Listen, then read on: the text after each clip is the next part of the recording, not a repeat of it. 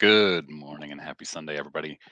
It's the day of what's probably going to be our first snowfall here in Maine. Originally, we were supposed to get like 6 inches of snow, and then it was down to three, and now it's down to a dusting, which is great. I'm not a big snow fan, so looking forward to not needing to shovel since my snowblower won't be delivered until Thursday.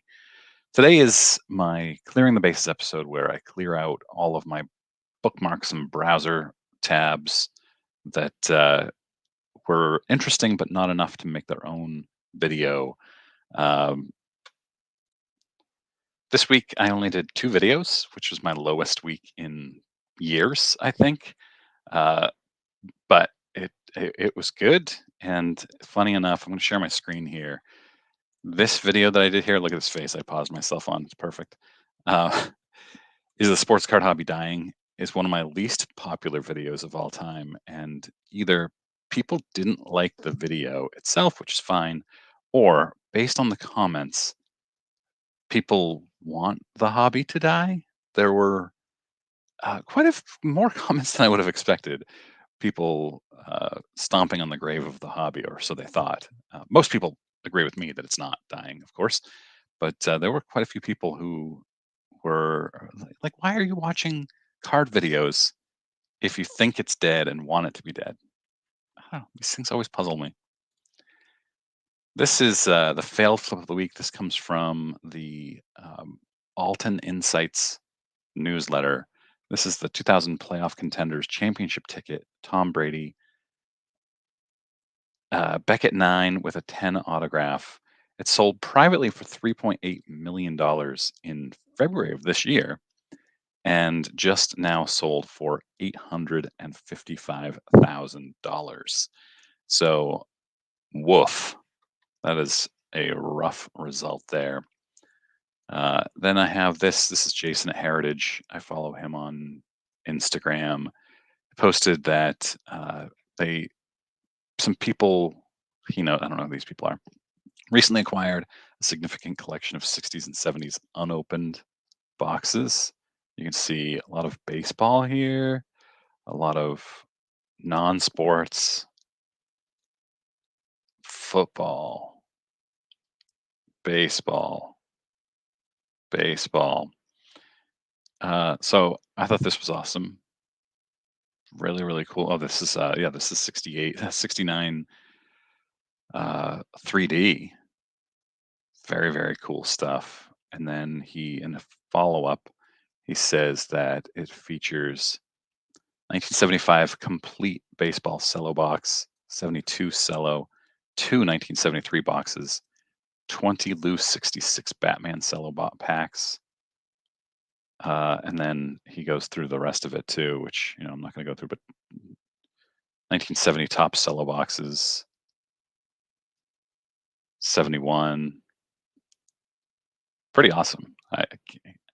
The people who find these, I wish I could find these things. And then the IRS delays reporting rules for PayPal, Venmo, and Cash App users. Again, this doesn't affect me because I didn't sell anything through PayPal or Venmo, and I've never used Cash App. But if this impacts you, good for you, I guess. Here's your weekly update and second to last one on the Babe Ruth 1914 Baltimore news. And I'm not going to call it his rookie card. I did that once by mistake. And even though REA calls it his rookie right here, we know it is not technically his rookie card because he was in the minor leagues here, the International League. Um, yeah, it's at the current bid is at 5.75 million, but with buyer's premium, it's 6.9 million. So right now, somebody's projected to pay $6.9 million with 14 hours remaining, and this would make it the third most, the card that sells for the third most ever, behind the 9.5 SGC Mantle 1952 Topps and the T206 Wagner. Pretty cool.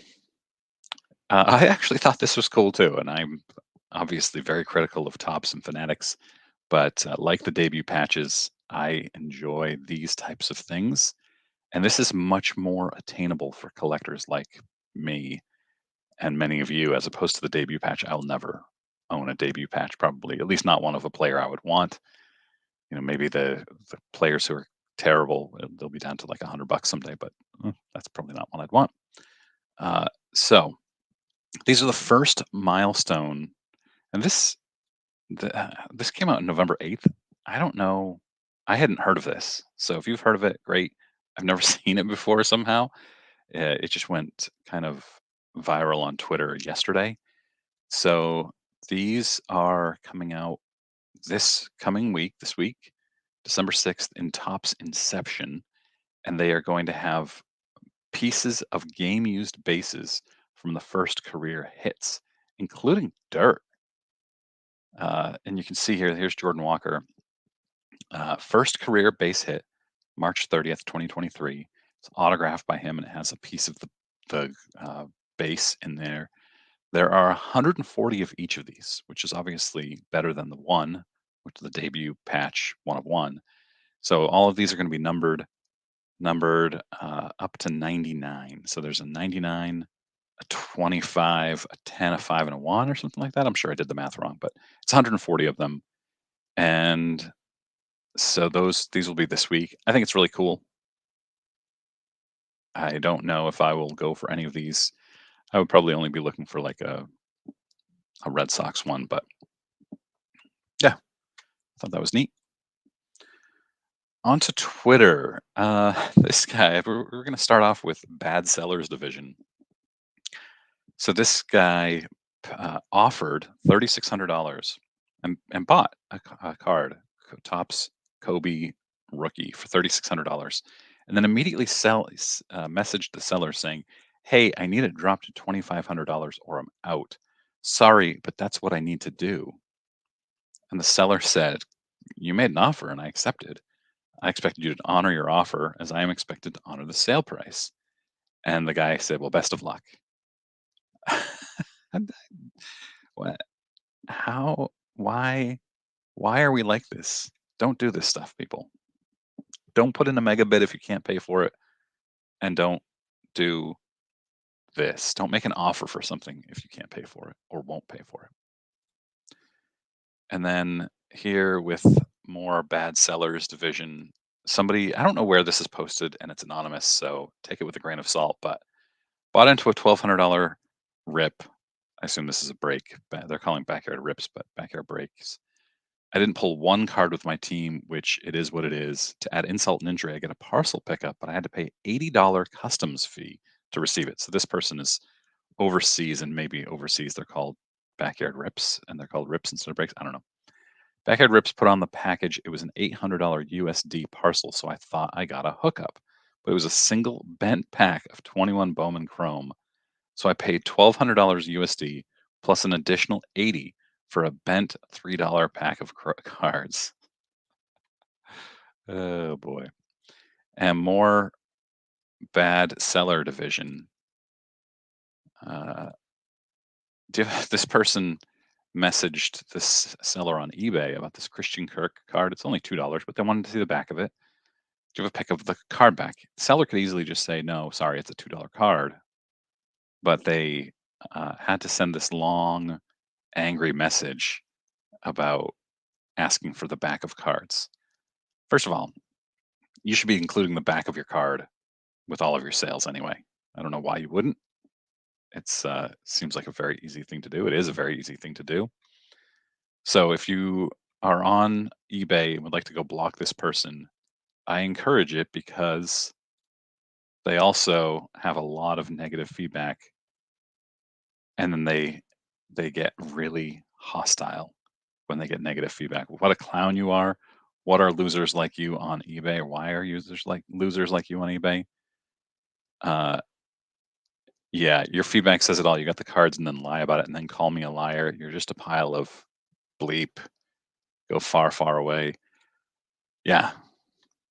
All right. So then I wanted to follow this story off the hook 35. I don't know who this is. So this is just somebody I see on Twitter a lot. Decided to buy a case of 2023 Allen and Ginter for $1,000 as an experiment. I wish I had $1,000 to just experiment. Thinks it has great ROI potential. I wanted to see how close they got to $1,000 using only $5 cards. Okay, boxes 1 through 4, and I don't know how many boxes are in a case. Maybe 6 or 12. I'm not sure. We'll find out. So boxes 1 through 4. Four autos, all are awful. McGuire framed relic. So in 4 boxes, they got about $100 worth of $2 to $15 cards. Not a great start indeed. And then I somehow missed boxes 5 through 8. So it is 12 boxes. Let's see if I can find it here. I can't. So let's go back here. Hmm. I thought there was more to it. Annalie Waters auto. Annalie Waters, if you're not aware, I wasn't because I had to Google her before doing this. She is a pickleball star. I I don't know. And her autos do go for quite a lot of money, hundreds of dollars. And then not much. And so I found anyway, I'm just going off memory here. I think that he did ended up doing better in the last 8 boxes than he did in the first 4, but still didn't get that ROI. And I've talked about this. I don't think the intent is to get ROI. A card shop owner recently said to me, the you don't the value proposition of opening a box of cards has never been immediate ROI. When and that is to some extent true. When I was a kid in the late 80s, early 90s, I never opened a box or back then packs and said, I need to get my money back. You're collecting. And but as the prices of these skyrocket and it becomes more and more about the money, inevitably people are going to look to get their money back. And that's just natural, in my opinion. Um, I I don't know. It's a weird thing. And so that same shop owner also said that you're getting a lot of rookies in there, and those rookies may not come to value for years and years down the line, which is true. But I don't know. Let's get back to it. All right, Mario Alejandro, one of my favorite tweeters, posted this person was cracking a PSA 9 2003 Topps Chrome LeBron James Black Refractor, and this person who's cracking it said it's a $150,000 card, and it's a big deal to be cracking this card for sure. There's no doubt about it. Uh, so I thought that's not a $150,000 card. I'm pretty sure this is the card that Chris Sewell has in his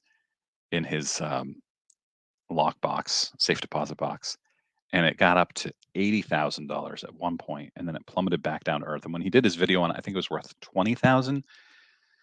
So I went and looked, and the last sale was in March of this year at $18,000. Now, maybe this person is saying that they think it's a 10, and that would make it a $150,000 card. I don't know. That's pure speculation on my part. But yeah, a 9 is worth about 18,000 earlier this year, and probably 15 now. Okay, so Eric Whiteback, the collectibles guru, tweeted this, and everybody got really upset about it for some stupid reason. Corbin Carroll bought, and you can see his Instagram story here, bought his 1 of 1 Cosmic Chrome card.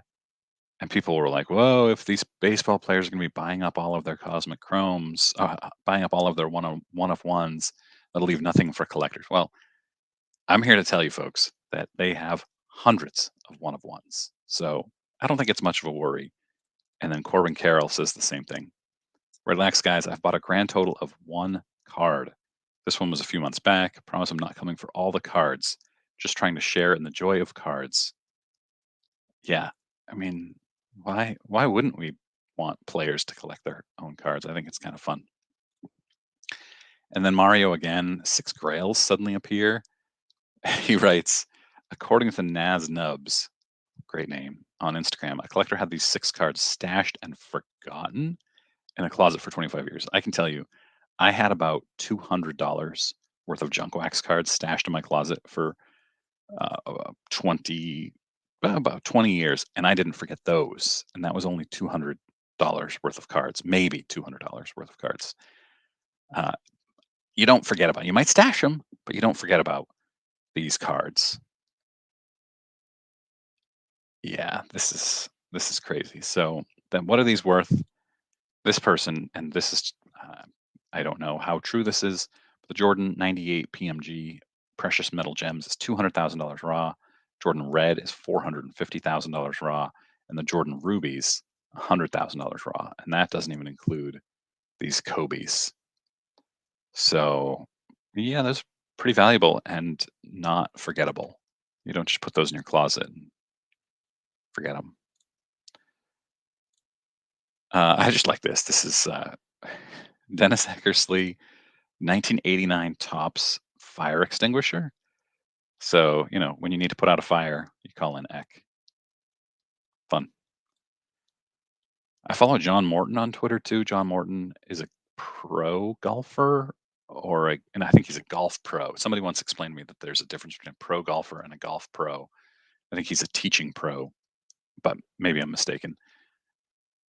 Uh, let's see. Former golf professional, not professional golfer. Yeah, that's exactly right. Um, An original ticket to the Sunday round of the inaugural Masters tournament in 1934, signed by that year's winner Horton Smith, is being auctioned off by Christie's. And there's the autograph right there. That's pretty awesome. Auction estimate of $200,000 to $400,000. Whew, amazing. We talked about this on Hobby Hotline yesterday. Yesterday was my last Hobby Hotline. Um, e- COMC has just announced, or eBay announced, a commercial agreement and investment in COMC. It's not a whole lot of detail here. It's good. I like COMC a lot. I hope that it eliminates or helps eliminate their code, their passcode that you need to get every single time you try to open COMC. Then this got pretty big on Twitter the other day. New estimated completion date for your PSA card orders. Now you don't have to try and figure out where the working days fall on the calendar. We work hard to complete orders quickly with 98.6% of orders shipped in October at or below the estimated turnaround time. And they added this here. They add what your 20 business day turnaround time is, and then estimated completion date. And people are like, wow, this is amazing. This is so great. But it's a static date that never changes. And it's strictly based on the day that they entered your order, and then when the 20 business days is done. This is not that big of a deal, and it's not advanced in any way. And yeah, I don't know. I've got a I've got a video, and I use PSA, so I like PSA. But I have a video tomorrow hopefully tomorrow, about a really wild PSA situation that I couldn't believe it when I saw it, but I could believe it too. It's really bad. So then I saw this 20. They've already discounted 2023 Topps Update value boxes. I think this is the same thing as a blaster, right? Down to it's normally $25, now 18.74 with code Tinsel with 16 hours to go. So if you want some of these, just remember you're going to end up paying shipping, which will eat some of that up. So buy a bunch of boxes, I guess. And then this on Instagram, Giant Sports Cards. This kid pulled this Victor Wembanyama autograph and he inscribed it number one. First of all, I love seeing kids pulling cards like this. It's great when it's not a breaker. Um, Maybe, hopefully, it's a kid that pulled it. I'm just assuming. And then they said that they believe this is the first autograph off the lot because the other ones that were signed for Allen Ginter did not have an inscription. So yeah, neat. I'm especially happy if this kid pulled it, although it's got a giant sports cards label or sticker or whatever this thing is. Maybe they just had a kid hold it. I don't know. That's it, you guys. That is it. I appreciate you all watching, and I will be back for more hopefully tomorrow. Hope you have a great Sunday.